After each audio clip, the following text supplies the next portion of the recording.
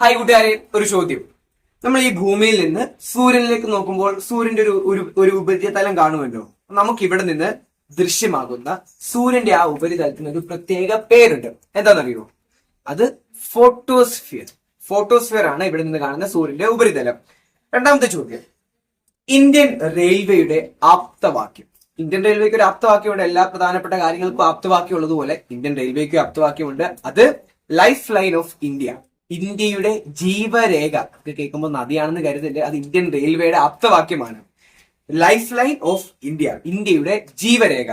മൂന്നാമത്തെ ചോദ്യം, ഗുജറാത്തിലുള്ള ലോകത്തിലെ തന്നെ ഏറ്റവും പ്രധാനപ്പെട്ട ഒരു കപ്പൽ പൊളിക്കൽ കേന്ദ്രമുണ്ട്. ലോകത്തിലെ തന്നെ പ്രധാനപ്പെട്ട കപ്പൽ പൊളിക്കൽ കേന്ദ്രങ്ങളിൽ ഒന്നാണ് ഇന്ത്യയില്, ഗുജറാത്തിലാണ്. അത് അലാങ്. അലാങ് ആണ് ആ കപ്പൽ പൊളിക്കൽ കേന്ദ്രം. അപ്പൊ നമ്മൾ ഇപ്പം അറ്റ് പ്രസന്റ് ഉള്ളത് കോഴിക്കോടാണ്. കോഴിക്കോട് നമ്മുടെ കസിന്റെ വീട്. നമ്മൾ ഇതിനു മുൻപ് ഇവിടെ വീഡിയോസിനൊക്കെ വന്നിട്ടുള്ളതാണ്.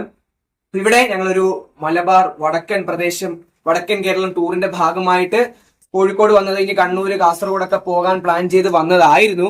പക്ഷേ രാവിലെ തന്നെ മഴ ചതിച്ചു.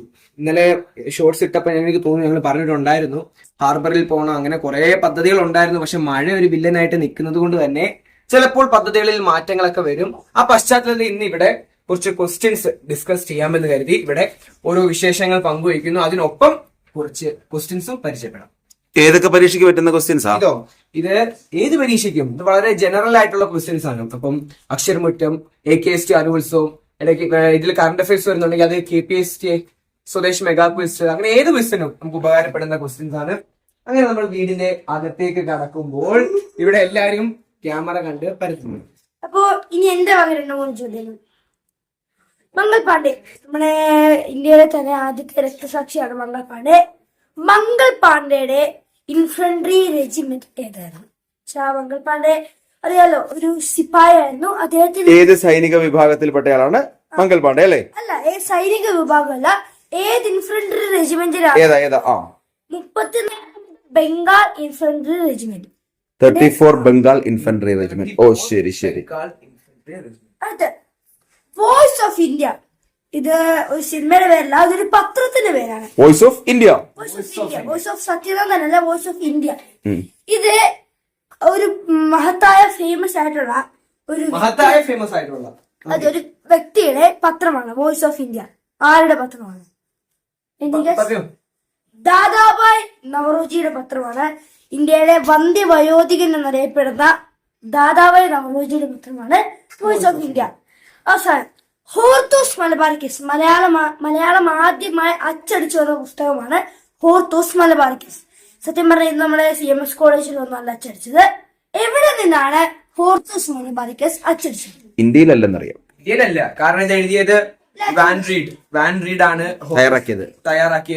അദ്ദേഹത്തിന്റെ ഡച്ചുകാരാണ് ഹോർത്തൂസ് മലബാറിക്കസ് തയ്യാറാക്കിയത്. ഡച്ച് എന്നറിയപ്പെടുന്നത് നെതർലൻഡ്സ് ആണ്. അപ്പം ഇത് അച്ചടിച്ചു വന്നത് നെതർലൻഡ്സിന്റെ ക്യാപിറ്റലായ ആംസ്റ്റർഡാമിൽ നിന്നാണ്. ഓക്കെ, അപ്പം നമ്മൾ ഇനി വീടിന്റെ വിശേഷങ്ങൾ പറയുകയാണെങ്കിൽ ആദ്യം തന്നെ ഇവിടെ വീഡിയോ എടുക്കുന്നുണ്ടെന്ന് അറിഞ്ഞ് വളരെ നാച്ചുറലായി കൂളിംഗ് ഗ്ലാസ് ഒക്കെ വെച്ച് സോഫയില് നല്ല ഡ്രസ്സും പാന്റും ഒക്കെ ഇട്ട് വന്ന് ഫോൺ കാണുന്ന അബിക്കുട്ടൻ നല്ല സിയ മുഹമ്മദ് എന്നാണ് ശരിക്കുള്ള പേര്. നമ്മളാണ് അബിക്കുട്ടൻ എന്ന് പറയുന്നത്. ഞങ്ങളുടെ കസിനാണ് ഷിബുക്ക, പപ്പായുടെ ചേട്ടന്റെ മോനാണ് അബിക്കുട്ടൻ. അപ്പൊ എന്തായാലും പറയാനുണ്ട് ഈ സന്തോഷവേളയിൽ? ടൂറിന് വന്നു, മഴ പണി പറ്റിച്ചു, നീ നാച്ചുറൽ ആയിട്ട് ഇരിക്കുന്നു, വീഡിയോ എടുക്കുന്നു. ഇന്ന് രാവിലെ പുറത്തു പോകാൻ പ്ലാൻ ചെയ്തിരുന്നു, അത് മഴ കാരണം പോയി. അതിന്റെ ചെറിയ സങ്കടമുണ്ട്, അത്രേ ഉള്ളൂ. എന്നാലും കുഴപ്പമില്ല, നമുക്ക് നാളെ സെറ്റ് ആക്കാം.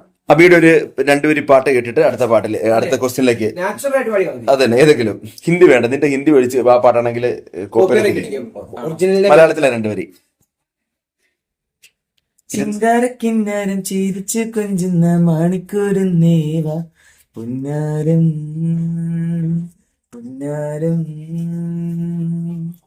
കുറുങ്ങുറുങ്ങുമി കുരുങ്ങ ചുണ്ടത്തെ മണിപ്പതക്കം താ അമ്മാനം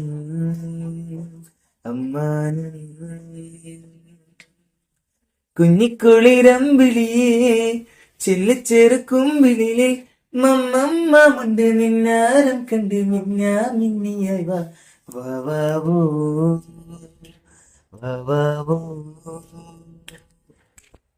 പാട്ടും ക്യാമറാമാന്റെ ട്രിക്കുകളും കാരണം അത് ഗംഭീരമായിട്ടുണ്ട് കേട്ടോ. രണ്ട് മൂന്ന് ക്വസ്റ്റ്യൻസ് കൂടി നോക്കാം. റായ്പൂർ വിമാനത്താവളം. റായ്പൂർ എവിടെയാ പപ്പ? റായ്പൂർ ഛത്തീസ്ഗഡ്. യെസ്, ഛത്തീസ്ഗഡിലെ റായ്പൂർ. ആ റായ്പൂർ വിമാനത്താവളം അതിന് മറ്റൊരു പേര് കൂടിയുണ്ട്. റായ്പൂർ വിമാനത്താവളത്തിന്റെ മറ്റൊരു പേര് അറിയോ? സ്വാമി വിവേകാനന്ദ എയർപോർട്ട്. സ്വാമി വിവേകാനന്ദ എയർപോർട്ട്. അപ്പൊ ക്വസ്റ്റ്യൻ ചോദിക്കാം, സ്വാമി വിവേകാനന്ദന്റെ പേരിൽ അറിയപ്പെടുന്ന എയർപോർട്ട് അത് റായ്പൂർ വിമാനത്താവളം. എന്റെ ചോദ്യം, 1965 ഇന്ത്യ പാക് യുദ്ധത്തോടനുബന്ധിച്ച് ഒപ്പിട്ട കരാർ 65 യുദ്ധം. യെസ് 66 കരാർ ഒപ്പിട്ടത്. കരാർ ഒപ്പിടാൻ പോയി ഇന്ത്യയുടെ പ്രധാനമന്ത്രി അവിടെ വെച്ച് മരണപ്പെട്ടോ? Yes Tashkent. യെസ് താഷ്കന്റ് കരാറാണ് ഉത്തരം. ഇത് പറഞ്ഞു. താഷ്കന്റിൽ വെച്ച് മരണപ്പെട്ട ആ പ്രധാനമന്ത്രി അങ്ങനെ വിദേശ രാജ്യത്ത് വെച്ച് ഭരിക്കുന്ന ആദ്യത്തെ ആരാണത്? ലാൽ ബഹദൂർ ലാൽ ശാസ്ത്രി. ബഹദൂർ ശാസ്ത്രി. ഇനി ക്ലാസിക്കൽ പദവി ലഭിച്ച ഇന്ത്യൻ ഭാഷകളുടെ എണ്ണം 11 ആദ്യം 6 ഉള്ളായിരുന്നു. അത് ഇനി അടുത്ത 2024 5 ഭാഷ, പാലി, പ്രാകൃത്, അതുപോലുള്ള 5 ഭാഷകൾ കൂടി ചേർത്ത് അതിപ്പോ ടോട്ടൽ 11 ഇന്ത്യൻ ക്ലാസിക്കൽ ഭാഷാ പദവി ലഭിച്ച ഭാഷകൾ. ക്ലാസിക്കൽ ഭാഷകൾ ഇന്ത്യയിൽ 11 11. ഓക്കെ. ഓക്കെ, ചോദ്യം ഏതാ? ചോദ്യം ഏതായിരുന്നു? എത്ര എണ്ണം ഉണ്ടായിരുന്നു? അയ്യേ, അങ്ങനെയാണെങ്കിൽ ഈ മലയാളത്തിന് എത്രാമത് കിട്ടി? 2013 കിട്ടിയത്. 2013 മലയാളത്തിന് ക്ലാസിക്കൽ ഭാഷാ പദവി ലഭിക്കുന്നത്. കുറച്ച് ആൾക്കാരെ കൂടെ പരിചയപ്പെടാം. കുറച്ച് ആൾക്കാർ അത് ഈ ലിവിംഗ് റൂമിന്റെ പ്രത്യേകത കാണിച്ചിട്ട് പോവാം. നോക്ക്, ഇത് TV സ്റ്റാൻഡാ, പക്ഷെ ഇത് TV വെക്കാനുള്ള സ്റ്റാൻഡ് ആണോ ചെടി വെക്കാനുള്ള സ്റ്റാൻഡാണ് ഡൗട്ടാണ്. അത് നമുക്ക് കൃത്യമായിട്ട് പറയാൻ ഈ പറ്റില്ല. വീട്ടിൽ എവിടെ നോക്കിയാലും ഇനി കിച്ചണിൽ വരെ എടുത്ത് നോക്കിയാൽ അതെ, വീണ്ടും ചെടി ഇങ്ങനെ കാണാം. നമ്മുടെ വീട്ടിലെ വീഡിയോസ് ശ്രദ്ധിച്ചാൽ ഒരു നീല കപ്പിന്റെ അകത്താണ് ചെടി വെക്കുന്നത്. പക്ഷെ ഇത് കണ്ടോ, ജ്യൂസ് ഒക്കെ സെർവ് ചെയ്യുന്ന പോലത്തെ ജ്യൂസ് അത് മറ്റേ ഇത് അതുപോലെ അല്ല, അങ്ങനെ തോന്നും. പക്ഷെ ഇത് പ്ലാസ്റ്റിക് പ്ലാസ്റ്റിക് ബോട്ടിൽ വെച്ച് അതൊരു ചെടി വെക്കാനുള്ള Craft. ക്രാഫ്റ്റ് ആക്കി മാറ്റി അതിൽ ചെടി വെച്ച് സൂക്ഷിച്ചിരിക്കുന്നു. അതുപോലെ തന്നെ നോക്ക്, ഷൂവിന്റെ ഷേപ്പില് സാധാ രീതിയിൽ അങ്ങനെ ഈ വീട് മുഴുവനും വെളിയില് നമ്മൾ ഒരു ദിവസം പണ്ട് വീഡിയോ എടുത്തപ്പോ കാണിച്ചതാ, നമ്മുടെ ദിനങ്ങളുടെ ഒരു വീഡിയോ. ഡിസ്ക്രിപ്ഷനിൽ ലിങ്ക് അതെ. ഫുൾ ചെടികളാ. നമ്മുടെ വണ്ടി പാർക്ക് ചെയ്യാൻ പോലും പറ്റിയില്ല. ഇത് ഇവിടുത്തെ വേറെ ചെടിയാണ്. ഈ ചെടിയുടെ പേര് വാഴ എന്നാണ്. ഓ, അബിയുടെ അനിയത്തി. അതെ, അവരുടെ അനിയത്തി ചുച്ചു അല്ല, സൈന. 2 ക്വസ്റ്റ്യനോട് ചോദിക്കുകയാണെങ്കിൽ അവളെ കൊണ്ട് 2 പാട്ട് പഠിക്കുക. സൈന ഫാത്തിമ. ഇനി ഞാൻ തന്നെ ചോദിക്കാം, ആ, ഏത് തടാകത്തിന്റെ തീരത്താണ് ശ്രീഹരിക്കോട്ട സ്ഥിതി ചെയ്യുന്നത്? ശ്രീഹരിക്കോട്ട. വിച്ച് തടാക്? ശ്രീഹരിക്കോട്ട എന്ന് പറയുന്നത് ഇന്ത്യൻ സ്പേസ് തുറമുഖമല്ലേ? യെസ്. ഇന്ത്യയിൽ നിന്നുള്ള പ്രധാനപ്പെട്ട സംഭവങ്ങളെല്ലാം വിക്ഷേപിക്കുന്ന ശ്രീഹരിക്കോട്ടയല്ലേ? കൊല്ലേരു തടാകമാണോ? അല്ല. ആന്ധ്രാപ്രദേശ് ആയതുകൊണ്ട് ചോദിച്ചതാ. തെറ്റാ? ഏതാ? ഒരു പുലിയായിട്ട് വരുന്നുണ്ട്. പുലിക്കോട്ട് തടാകം. പുലിക്കാട്ട് തടാകം. എന്നാ പുലിക്കാട്ട് തടാകം. തടാക്കോ? പുലിക്കാട്ട് തടാകം. Yes, that's the correct answer. അടുത്ത ഞാൻ എന്റെ ചോദ്യം പറ്റുന്നില്ല. ഓക്കെ, അടുത്ത ചോദ്യം. All India war memorial. ഇത് തുടക്കത്തിൽ ഒരു സ്മാരകം അറിയപ്പെട്ടുകൊണ്ടിരുന്ന പേരാണ്. All India war memorial. ഏതാണ് ആ സ്മാരകം? കാർഗിൽ. ഒരു പ്രത്യേക മതിലുകളില്ല ഇതിന്. മതിലുകളില്ല. ജാലിയൻവാലാബാഗ്. മതിലുകളില്ലാതെ മാമച്ചൻ ഡൽഹിയിലേക്ക് പോകുന്നു. India gate. ഇന്ത്യ ഗേറ്റ് ആണ് സംഭവം തന്നെ. അപ്പൊ അത് മാമച്ചാ. വെള്ളിമൂങ്ങ സിനിമ.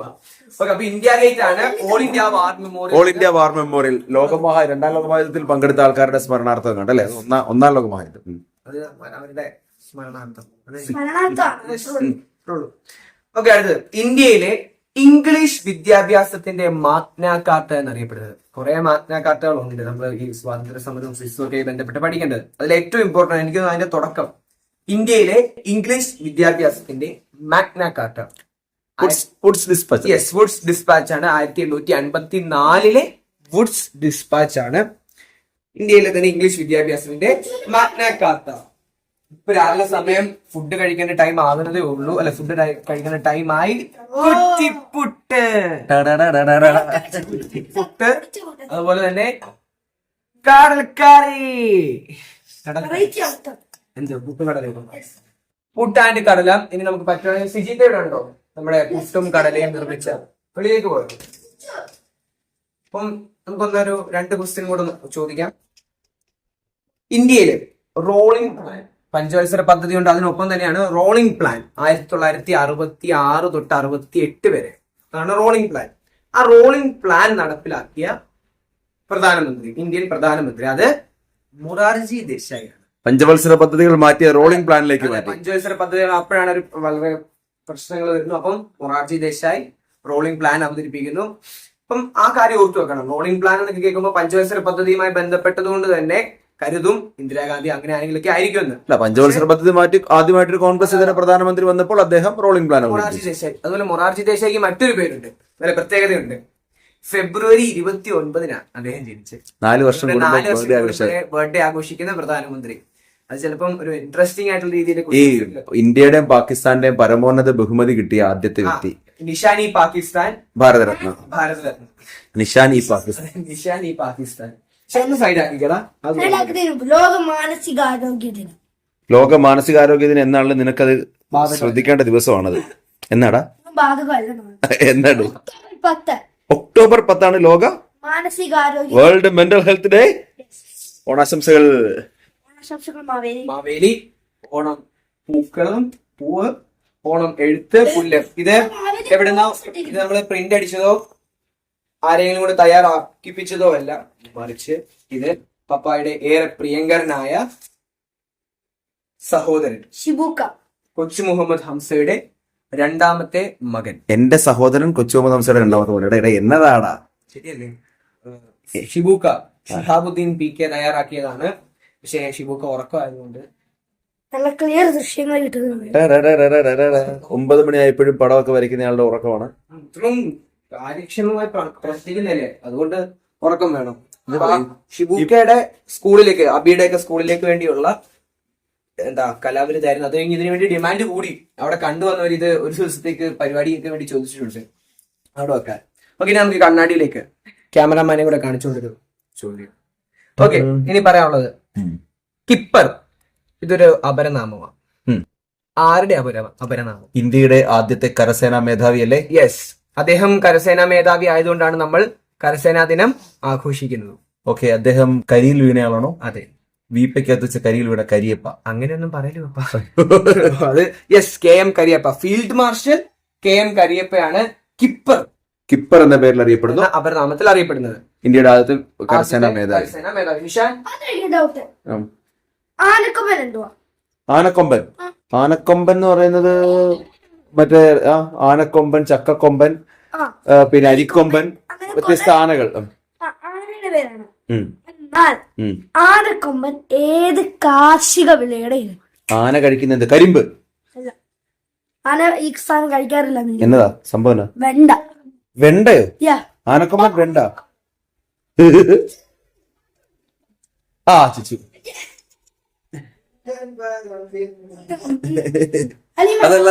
അതല്ലാതെ ഒരു പാട്ട് പതിയിട്ടല്ലേ? ഇവിടെ ഈ റൂമിലെ ചെടികൾക്ക് ഒരു കുറവുമില്ല. പറ്റാവുന്ന സ്ഥലങ്ങളിലെല്ലാം പഠിക്കൂ ചുച്ചു. ചുച്ചു നാണിച്ചു നിൽക്കുന്ന ആദ്യത്തെ രംഗമാണ്. ചുച്ചു പാടി. അതെ, തീരെ നാണില്ലാത്ത പഠിക്കൂ. ഇഷ്ടമുള്ള പഠിക്കൂ. സമയം കളയരുത്, ആൾക്കാർക്ക് കുറിച്ച് പഠിക്കാനുള്ളത്. അല്ല, ലാസ്റ്റ് അവസാനത്തെ പാട്ട് പാടും. അന്ന് പാടിയത്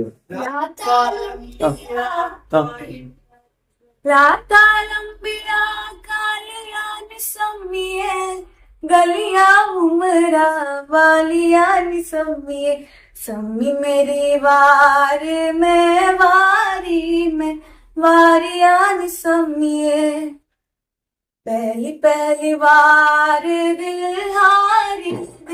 हारियान सम्मिए. ഈ പാട്ട് പാടിയ സ്ഥിതിക്ക് ഭാരതീയ സംഗീതത്തിന്റെ പ്രഭവ കേന്ദ്രം അല്ലെങ്കിൽ ഉത്ഭവ സ്ഥാനം എന്നൊക്കെ അറിയപ്പെടുന്ന ഒരു വേദം ഏതാണെന്നറിയോ? സാമവേദം. സാമവേദം. ഋഗ്വേദം, അഥർവവേദം, സാമവേദം, ഋഗ്വേദം, യജുർവേദം, യജുർവേദം. 4 വേദങ്ങളാ പറഞ്ഞു. യജുർവേദം, സാമവേദം, അഥർവവേദം. അങ്ങനെയാണെങ്കിൽ 4 വേദമേ ഉള്ളൂ. പക്ഷെ 5ാമത്തെ ലോകത്തെ ഏറ്റവും വലിയ ഇതിഹാസമാണ് മഹാഭാരത. നീ കിടന്നു ഒരു വീഡിയോയിൽ വരാത്തല്ലേ, ഉള്ള വീഡിയോയിലെല്ലാം പാടിട്ടില്ല. അമ്മക്ക് പാട്ട് പാടണോ? മറ്റേ പാട്ട് മമ്മ അബിയുടെയും ചുച്ചുവിന്റെയും മാതാശ്രീ അവിടെ ഇറങ്ങിക്കിടക്കുന്ന ശുഭിക്കാടെ പ്രിയ പത്നി. ഇത് ലൂഡോ പ്രോ. അതെ. ആ പാട്ട് കോപ്പറേറ്റ് വരും. ക്വസ്റ്റ്യൻ വല്ലതും പറയാനുണ്ടോ? ഇതൊരു കൺഫ്യൂഷൻ ക്വസ്റ്റ്യൻ ആണ്, അപ്പൊ അത് ശ്രദ്ധിച്ചതിനെ നോക്കണം. നാഷണൽ പ്രസ് ഡേ, ദേശീയ പത്രദിനം. മലയാളത്തിലേക്ക് പോകുമ്പോ അങ്ങനെ തന്നെയാണ്. National press day. Press day. Press day ആ. അത് നവംബർ 16 ആണ്. November 16. November 16. Indian press council ഒക്കെ വന്നതിന്റെ പശ്ചാത്തലത്തിലാണ് ഈ ദിനം. ആ. അതല്ലാതെ തന്നെ ന്യൂസ് പേപ്പർ ഡേയും ഉണ്ട്. കുറച്ച് മിണ്ടല്ലേ? ന്യൂസ് പേപ്പർ ഡേയും ഉണ്ട്. ആ. അത് മറ്റൊരു ദിവസം ജനുവരി 29 ആണെന്ന് തോന്നുന്നു. അത് news paper day. News paper day. Okay okay. News paper day. അപ്പൊ നാഷണൽ പ്രസ് ഡേ രണ്ടും മലയാളത്തിലേക്ക് പറയുമ്പോൾ പത്രദിനം എന്നായിരിക്കും. അപ്പൊ ഇംഗ്ലീഷിൽ അതൊന്ന് സ്പെസിഫിക് ആക്കി നോക്കാൻ മറക്കണ്ട. ഇനി ഇതാണ് സെക്കൻഡ് ഫ്ലോർ. ഇവിടെയും ഒരു പ്രധാനപ്പെട്ട ഫോട്ടോ കാണിക്കാണ്ട് മനസ്സിലായിട്ടു സ്റ്റെപ്പ്. ഇത് ആരാണെന്ന് കമന്റ് ചെയ്യണം. ഷിബൂക്കയാണ് വരച്ചത്. ആരാണെന്ന് കാണുമ്പോഴേ മനസ്സിലാകുമല്ലോ. ഷിബൂക്ക നമ്മൾ കൂടുതൽ അറിയേണ്ടിയിരിക്കുന്നു അല്ലെ അപ്പ?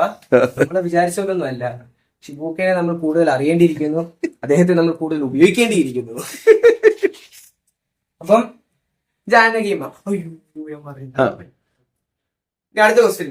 ഇന്ത്യൻ അവതരണ കലയുടെ പിതാവ്. അവതരണ കലയുടെ പിതാവ്. Father of. അയാള് ഒരു കളം വരച്ചയാളാണോ?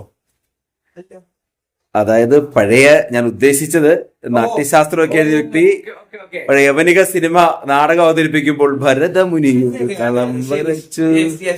എനിക്ക് അത്രയ്ക്ക് അങ്ങോട്ട് ക്ലിക്ക് ആയില്ല. ഭരതമുനിയാണ്. ബുദ്ധിപൂർവ്വമാണല്ലോ. ഭരതമുനിയാണ്.